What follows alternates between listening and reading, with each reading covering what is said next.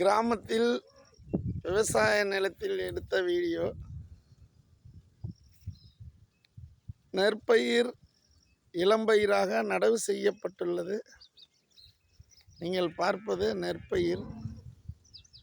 தண்ணீர் எப்பொழுதும் நின்று கொண்டே இருக்க வேண்டும், முழுமையாக வற்றக்கூடாது. சின்ன பயிர் நடவு செய்து ஒரு வாரமான நெல் வயல்.